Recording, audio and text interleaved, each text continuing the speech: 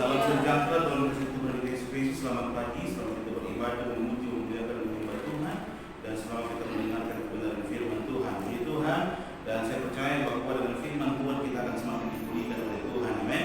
Amin. Kita diberkati oleh Tuhan, kita dibentuk untuk lebih menyenangkan Tuhan. Puji Tuhan. Mari sama-sama kita akan lihat dari firman Tuhan yang kita pelajari di pagi yang luar biasa ini. Kita baca bersama-sama dalam 2 Tawarik pasal yang ke-20 ayat yang ke-12. 2 Tawarik pasal yang ke-20 dibaca ayatnya yang ke-12. Puji Tuhan. Saya baca untuk kita semua dan sama-sama kita berdoa seberapa jauh suara ini bisa didengar dan seberapa banyak kita yang mendengar kebenaran firman Tuhan, maka kita semua diberkati oleh Tuhan. Sekali lagi 2 Tawarik pasal yang ke-20 dibaca ayat yang ke-12. Firman Tuhan berbunyi demikian. Ya Allah kami, tidakkah Engkau akan menghukum mereka? Karena kami tidak mempunyai kekuatan untuk menghadapi laskar yang besar ini yang datang menyerang kami. Kami tidak tahu apa yang harus kami lakukan, tetapi mata kami tertuju kepadamu. Katakan amin. Jadi buat saya kembali, saya baca kalimat yang terakhir. Kami tidak tahu apa yang harus kami lakukan, tetapi mata kami tertuju kepadamu. Puji Tuhan.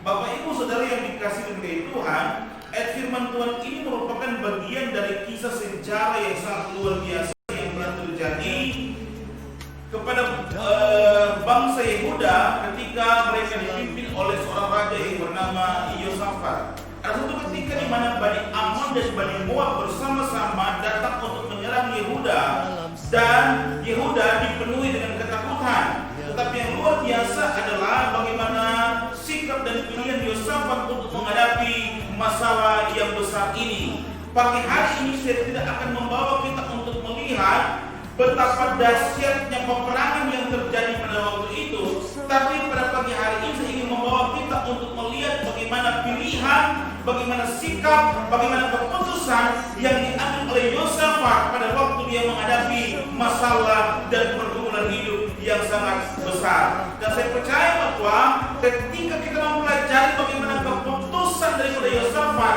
dan kita ikuti keputusan Yosafat, maka sama seperti Yosafat dan Yehuda boleh menikmati kemenangan yang luar biasa. Saya juga percaya kita juga dapat menikmati kemenangan yang sama. Firman Tuhan katakan, ketika dalam doa gumulnya kepada Tuhan karena ada kedua bangsa yang besar menyerang mereka, Yosafat bilang begini, kami tidak tahu apa yang harus kami lakukan, tetapi mata kami tertuju kepadamu. Tetapi mata kami memandang Tuhan. Amin. Bapak Ibu Saudara, memandang masalah dan persoalan hidup hanya akan mematikan iman kita. Memandang masalah dan persoalan hidup hanya akan membuat kita cemas, kita bingung, kita putus asa, kita bimbang, kita dipenuhi dengan ketakutan. Tapi firman Tuhan katakan, dengan memandang Tuhan ada kekuatan dan kemenangan yang dahsyat dan luar biasa menjadi bagian kita. Memandang Tuhan adalah sesuatu bentuk penghargaan kita kepada Tuhan. Memandang Tuhan adalah juga bentuk bagaimana keintiman persekutuan kita dengan Tuhan. Sehingga memandang Tuhan seharusnya menjadi pilihan yang pertama dan yang terutama.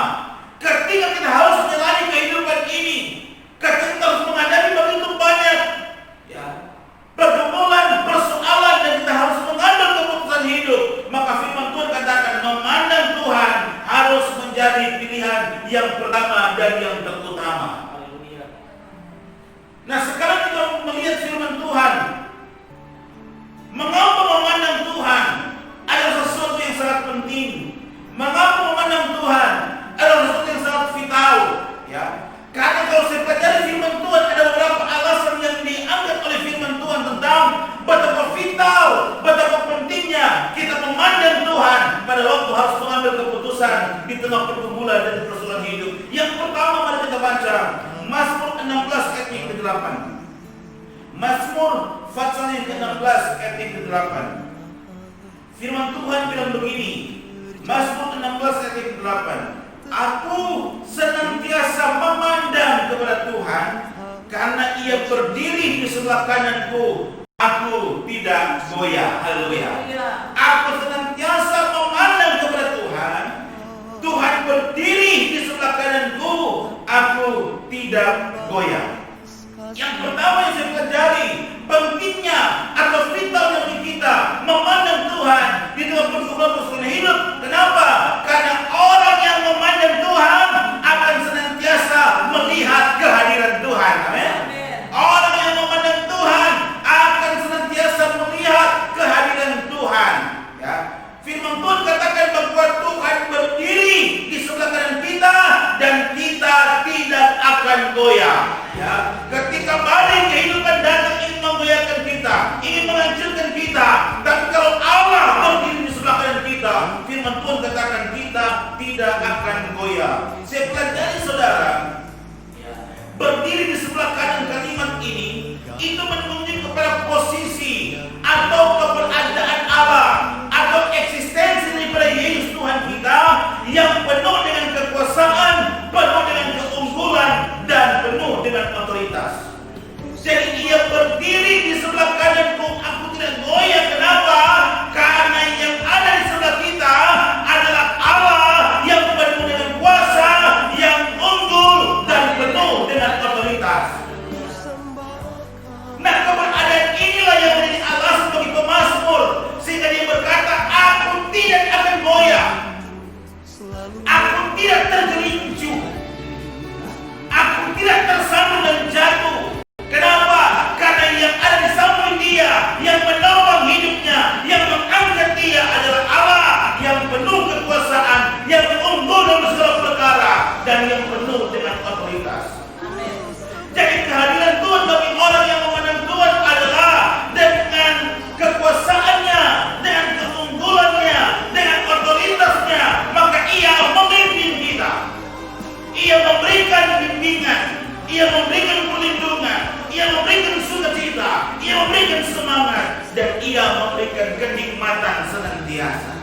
Makanya Daud katakan, aku selalu memandang Tuhan, ia berdiri di sebelah kananku, aku tidak akan goyah.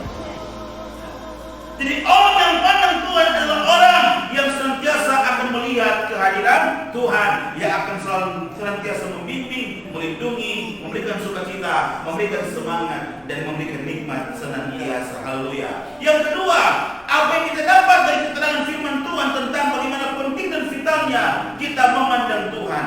Mazmur 63 ayat yang ketiga. Mazmur pasal yang ke-63 ayatnya yang ketiga. Firman Tuhan bilang begini, demikianlah aku memandang kepadamu di tempat kudus sambil melihat kekuatanmu dan kemuliaanmu.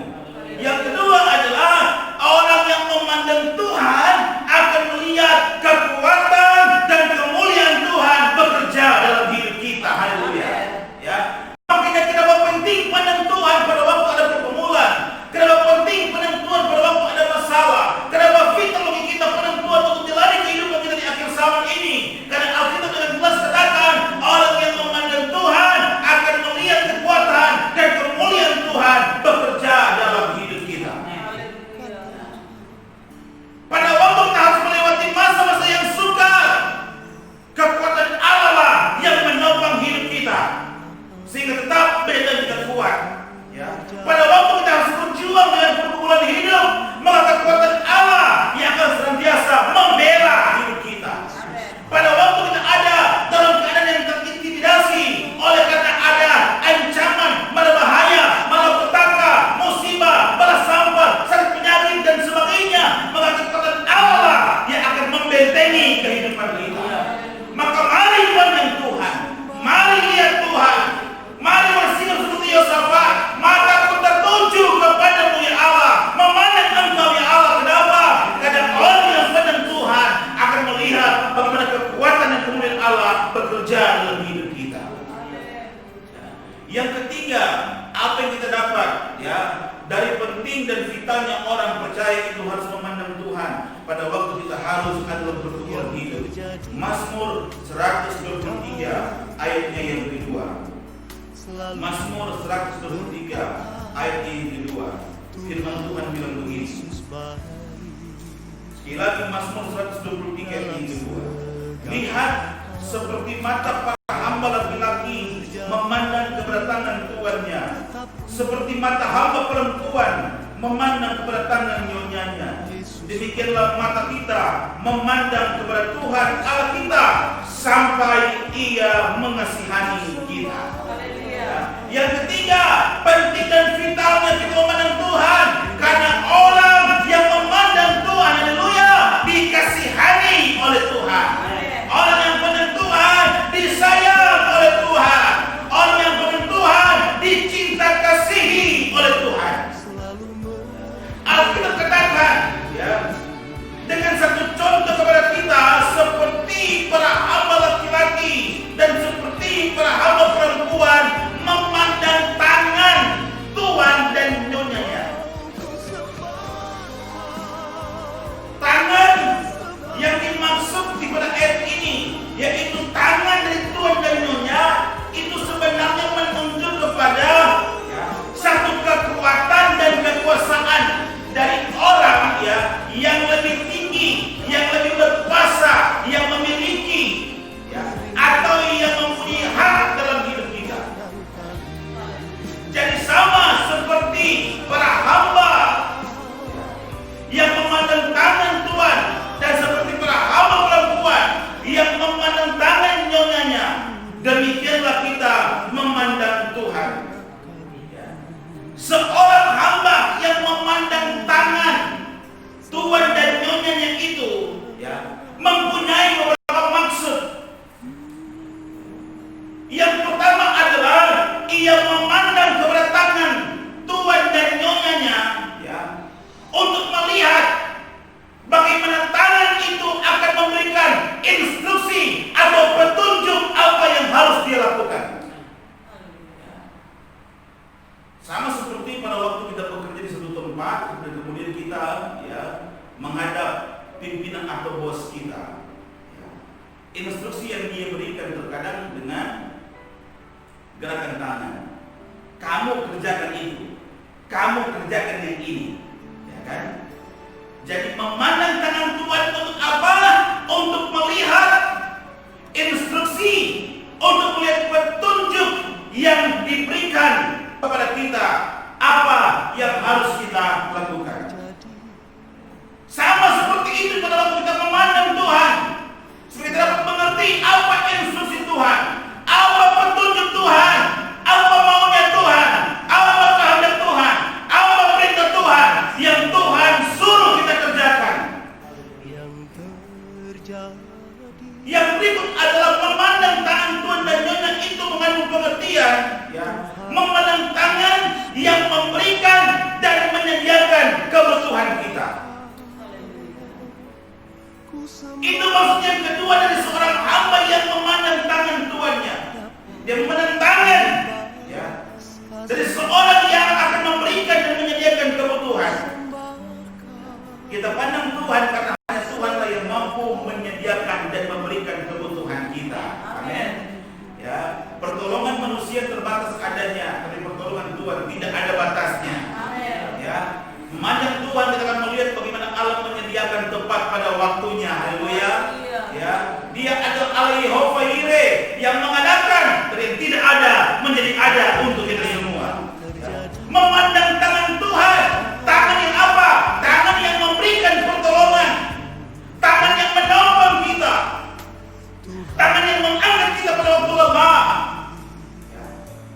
tangan yang membelai kita pada waktu kita dalam keadaan yang sedih, tangan yang merangkul kita pada waktu dalam keadaan penuh ketakutan. Pandang Tuhan, kita akan melihat bagaimana tangan yang penuh kasih itu merangkul, menolong, dan memberkati kita.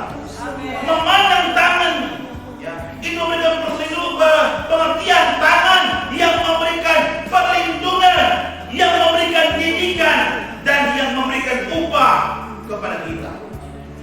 Saudara, jangan pernah berpikir bahwa pelayanan kita sia-sia. Jangan pernah berpikir bahwa kesetiaan kita itu sia-sia. Jangan pernah berpikir bahwa pendirian kita kepada Tuhan sia-sia. Tidak ada yang sia-sia kepada Tuhan. Semuanya diperhitungkan oleh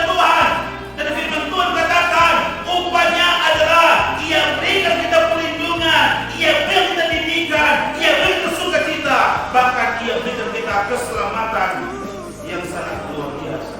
Makanya mari pandang Tuhan, karena orang yang pandang Tuhan dikasihani oleh-Nya. Orang yang pandang Tuhan disayang oleh Tuhan. Betapa indahnya kita kalau kita dicinta kasihi dan disayang oleh Tuhan. Seorang istri akan sangat bersuka cita kalau dia disayang oleh suaminya. Seorang suami juga akan sangat bergembira kalau ia dicintai oleh istrinya. Anak-anak akan sangat berbangga pada waktu yang mendapati kedua orang tua yang sangat sayang kepada mereka.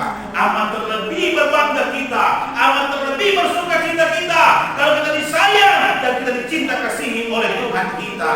Ya, kenapa? Karena kekuatan cuma dari Dia, kesehatan cuma dari Dia, perlindungan cuma dari Dia, keberkatan cuma dari Dia, keselamatan cuma dari Dia. Jadi pada waktu Dia mengasihi kita, maka segala yang terbaik, segala yang terindah, segala yang mulia, segala yang dasar dan luar biasa di surga itu menjadi bagian kita. Maka mari Bapak Ibu Saudara, seberapa jauh ya suara ini bisa didengarkan, mari kita pandang Tuhan. Ya, mari matanya tertuju kepada Tuhan. Jangan tertuju kepada masalah hidupmu. Jangan tertuju kepada persoalan hidupmu. Jangan tertuju kepada kebutuhan hidupmu. Karena terkadang itu hanya akan mencemaskan kita, itu menakutkan kita, itu mengkhawatirkan kita, membuat kita putus asa, membuat kita bimbang, kehilangan pengharapan. Tapi mari angkat matamu, pandang Tuhan. Pandang Tuhan, pandang wajahnya, pandang tangannya yang penuh belas kasihan. Kenapa? Karena kalau kita pandang Tuhan senantiasa, maka kita tahu sementara memandang pencipta kita, sementara memandang pemelihara hidup kita, sementara memandang penyedia kebutuhan kita, dan sementara memandang juru selamat kita yang tidak akan pernah meninggalkan kita. Dunia boleh berubah, tapi Tuhan tidak pernah berubah. Kasihnya tidak pernah berubah, praktiknya tidak pernah berubah. Dan kita melihat bagaimana Allah yang kekal dan luar biasa itu tinggal bersama dengan kita. Pandang Tuhan, karena memandang Tuhan ada kekuatan dan keselamatan. Amin. Tuhan memberkati kita semua, diberkati mereka dengan firman Tuhan yang simpan dalam hati dan praktikkan firman Tuhan.